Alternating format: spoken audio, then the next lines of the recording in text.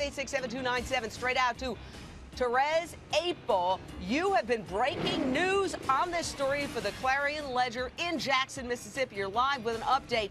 I want to ask you about this whole issue that we're getting new information tonight, not just on this possible sighting, but on this new explanation that we're hearing in your reporting about why the dad said he thought mom had her and mom said he thought dad had her. Tell us, Therese.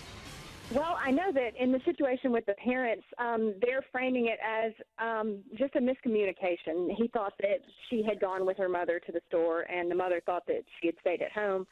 And I do know that as far as the Amber Alert, the delay in issuing it, initially this didn't meet the criteria of an Amber Alert. They didn't have a description of an abductor or a vehicle that she had been taken in, and they initially believed that she had wandered off.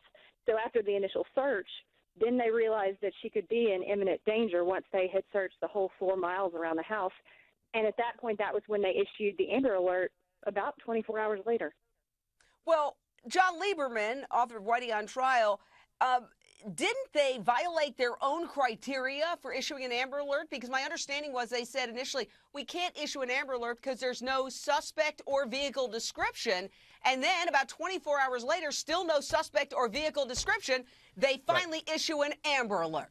Right, and that's not entirely accurate. What my police sources are saying, the reason why they didn't issue an Amber Alert right away is because they had absolutely no proof of an abduction. And through questioning the father and questioning other people, they truly, in the beginning, did not believe that an abduction had took place. Furthermore, Jane, what's more concerning, and Mr. Class can back this up. What changed, John? What changed? Why is it that they initially said, oops, we don't think that there's an abduction here. This child is missing. She's a 2-year-old. She can only toddle so far.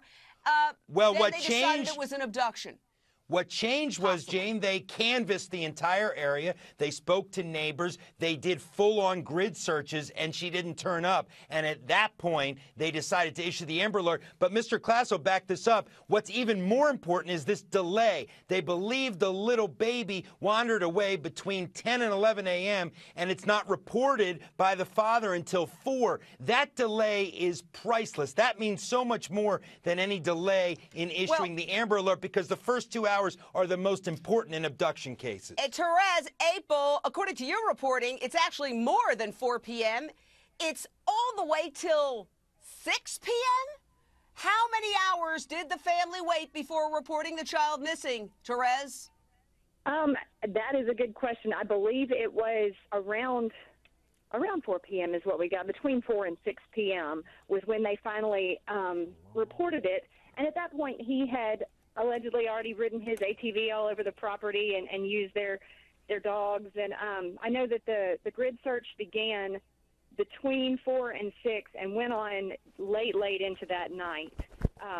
So they had already pretty much searched that entire 4-mile grid. And when did the child go missing? Because we had heard originally around noon, and according to your reporting, it was between 10:30 and 11?